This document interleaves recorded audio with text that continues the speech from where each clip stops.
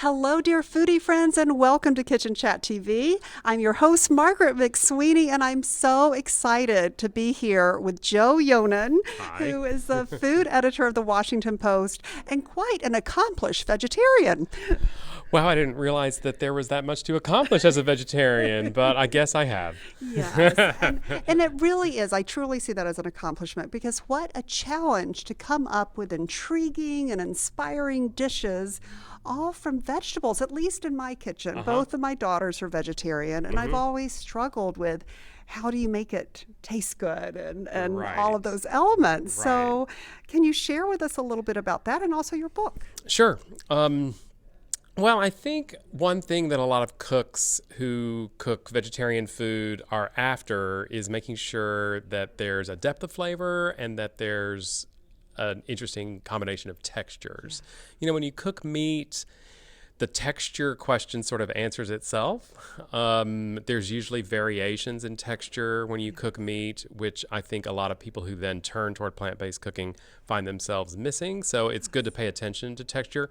One source once told me that when you're cooking meat, the challenge is to keep all the moisture in. And when you're cooking vegetables, a lot of times the key is getting a lot of the moisture out. So I find that really interesting. So for me, a lot of what that means is with vegetables, it's about roasting at high heat, cutting things in a way that there's a lot of surface area exposed so that there's crispy bits. Yes. And I also really like using a lot of spices, a lot of chilies and spices like smoked paprika and other things that give a depth and maybe a little smokiness, I think helps. And then just having fun, you know, and looking at things that you already like to eat and just ways to amp them up. I love that. And your book is called Eat Your Eat Your Vegetables. Vegetables. Yep, that's the most recent book from a couple years back. And it's aimed at single cooks, although most of the recipes either could be easily doubled to serve a couple people or they're pretty large portions for one. So often you could share one portion and then add a side salad or add a couple pieces of bread or that kind of thing. So, Wonderful. yeah. So, with all of these vegetables, and how many vegetables in the world are there? Oh my God, I have no idea. I have no idea how many total varieties of vegetables there. These are tough questions, Margaret. I didn't realize that I was gonna. This is like Woodward and Bernstein over here at Kitchen Chat. How many numbers? I have no idea. Thousands. Yes, yes. Thousands. So, of these thousands of vegetables from around the world, and I would be interested, so foodie friend, if you have the answer, let us know. What is your favorite? Oh my God, that's like Sophie's Choice, right? Like, how do I No. pick my favorite vegetables? Well, you know, I love the entire Brassica family. So that's cauliflower, broccoli, kale, Brussels sprouts, all of those, cabbage. Love all of What those. did you call that again? The what family? Brassicas. They're brassicas. That's just the name of the plant Oh, variety. oh. And I love those. I feel like they've got an interesting texture if you don't overcook them. A lot of people Okay. have had some of those, like Brussels sprouts and cauliflower. They've had and cabbage. They've had them overcooked, and they don't realize that they can actually have a nice little crispness to them. I love Ooh. those. I love mushrooms. Now, mushrooms aren't technically a vegetable; they're a fungus. Oh, that's right. So, and I'm a fungi, so sorry. It's an old childhood joke.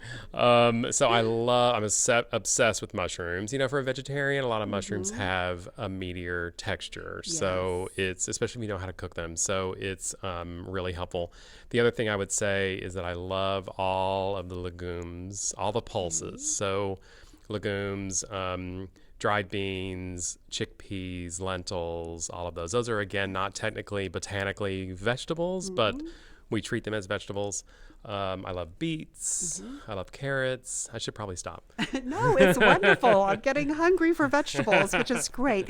Now, within the vegetable realm, have you noticed a lot of heritage cooking, I guess, now with the Sure. Rancho Gordo? Is this trend here to stay? Is it reflective of the overall community? What are you seeing with that? Sure. So there are interesting heirloom varieties of all sorts of vegetables that people are paying attention to. Tomatoes was the one that we had sort of grabbed onto first, with beautiful heirloom varieties of tomatoes that we sort of forgot about, and they were bred for flavor and not for storage and longevity the way some of the hybrid supermarket tomatoes were. And I do think you're seeing that in a lot of different categories now. You mentioned Rancho Gordo, which is a wonderful source of dried beans based in California. Steve Sando, the owner, works with a lot of farmers in Mexico to grow and then to grow here and there some very interesting varieties of beans. The wonderful thing about those is not only that they're heirloom varieties, but also that in his case that they're younger. The bean was dried usually within the last year or two. Whereas in the supermarket, the beans that you might get, it could be 5, 6, 7 years old. Now, there are a lot of other people doing that too. A lot of farmers markets, a lot of urban farmers markets are featuring beans where they were harvested fresh and dried recently. And the wonderful thing about those is that they cook more quickly. A lot of times you don't have to worry about soaking them necessarily. You can, but it's not that crucial. And they just taste great. I love that. Now, big question.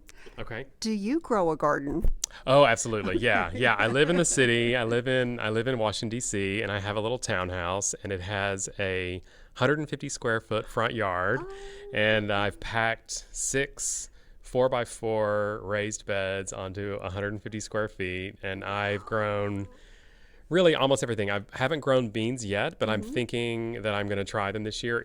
Beans take up a lot of space, and I have a tiny little space, and it doesn't really make logical sense to grow beans, but I've never really grown beans myself. I have seen people's beans. My sister and brother-in-law live in southern Maine, and they have a huge garden, and I've helped them plant and harvest beans. So I'm going to try it, but mostly it's greens, certainly tomatoes, garlic. I've been growing garlic for the last few years, which I love growing. Onions, peppers do very well in DC, hot peppers, and eggplant, and certainly big bunch of tomatoes. Yeah. You are indeed a gardener, a miniature farmer. Yes, yeah.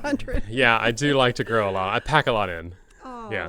that is so much fun. And I can't wait to put a link to Joe's book about Eat Your Vegetables. Oh, thanks. Yes.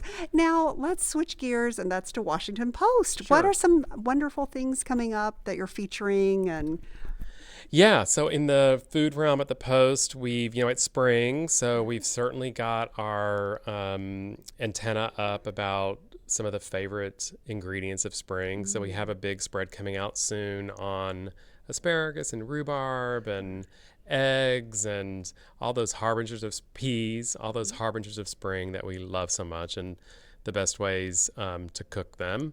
We're helping people know where to get to the best farmers markets, that kind of thing. And one thing, dear foodie friends, what I love too is the culinary community has such a heart for charity. Yeah. And I am just so excited about that. And I can't wait for you to hear about a new project coming up that Joe is working on. Can you share with us about that? Sure. So I am not going to be, I am the consulting editor of an exciting project called The Great American Cookbook. And it's a project that Weldon Owen is publishing here in the States. And it's been done in New Zealand, Australia, South Africa, Great Britain, and now the United States. And in this cookbook, we are asking 100 chefs and other food figures around America to share with us a dish that's something that they make for the people that they love. A portion of the proceeds are going to No Kid Hungry, which is a wonderful anti-hunger effort by Share Our Strength. And I'm very excited about some of the chefs that have agreed to participate so far. They include Marcus Samuelson, in New York and Harlem, Charles Fan in San Francisco, Padma Lakshmi of Top Chef fame has agreed to participate, Ruth Reichel. And so we're still gathering and getting a lot more, but those are just a few that have agreed so far. When you ask people to participate in a project that has such a great cause behind it, like No Kid Hungry, people say yes, which is amazing. And how can they not say yes to you? Well, I try. I ply them with vegetables. I love that, from your garden, Yes, right? exactly. Yes. Oh. Well, I am so excited about that, and I love what Share Our Strength does with the No Kid Hungry Yeah, it's program, amazing. and I can't wait to see that cookbook and share that with you, dear foodie friends. So, one thing I always ask the Kitchen Chat guest, what are 3 tips you would have for the home chef? Oh God. Okay. I would say my biggest number one tip is to cook what I call the building blocks of dishes on the weekends when you have time, and then you've got things that you can use to make quick meals in the middle of the week when you don't have time. So for me, that means a big pot of beans, a pot of grains, rice, barley, some other whole grain that I love. Maybe braising a bunch of greens, roasting a pan or two of root vegetables or brassicas, like I said earlier. And then in the middle of the week, right, you've got opportunities to make a quick pasta dish or a chopped salad, or you can puree things into soups, or you can make tacos. And everything has a lot of flavor because you took the time to put in the flavor on a Sunday or when you had some time. So that's my number one. I guess number 2 would be, use what you have. So really think about what you have. As someone who writes cookbooks, of course, I love the idea that I might give some people a great idea for something that they haven't thought of, and they go out and buy all the ingredients and make it. But really, and when you think about it, a smarter way to cook is to start with, what do I have already in my pantry, in my refrigerator, in my freezer, and what is fresh in the market that I think looks great that I can combine that with. That's, I think, tip number 2. My third tip would be making vegetable stock / broth out of the trimmings of your vegetables as you're cooking. This is something that I do all the time. So as I'm chopping onions or trimming celery or carrots or garlic, I keep those trimmings and I put them in a Ziploc bag and keep it in my freezer. When the Ziploc bag is full, I dump it into a stock pot. I cover it with a couple inches over of water, and in 20 minutes, I've got a vegetable broth that I can put into ice cube trays and freeze and have. So that way, and those things have a lot of flavor. Yes. And that's a much better thing to do than to buy store-bought vegetable broth, which isn't very good. I love that. It's like, instead of putting the bone in, you Right. put in the vegetables. Right. Mushrooms are good. You don't really want anything in there that's super bitter or strong flavored. So like the kale stems, I probably wouldn't put in there because they're a little bit, kind of intense for a broth. But anything relatively mild tasting, absolutely the onions. The other thing, you put the skin in too, and it gives the broth this gorgeous golden color if you have the onion skins in. Great. Well, I can't wait to try this. Thank you so You're welcome. much, Joe. You're welcome. You're welcome. Thanks for having me. Oh, and I'll make sure, dear foodie friends, I put Joe Yonan's links to his cookbooks as well as Washington Post. I want to hear about your favorite vegetable recipes. Share it and visit me in my kitchen, Kitchenchat.info. And always remember to take a moment and savor the day.